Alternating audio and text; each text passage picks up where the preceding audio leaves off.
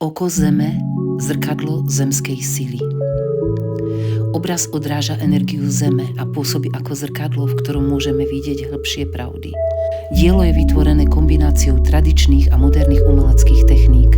Toto vrstvenie vytvára štrukturovaný povrch, ktorý cítiť aj na dotyk a pripomína zemské vrstvy formované miliónmi rokov. V samotnom srdci obrazu je zasadený polúdrahokam Tigrie oko, kameň bojovníkov svetla. Tento kremeň s energiou ohňa a zeme aktivuje solar plexus, centrum osobnej sily a sebavedomia.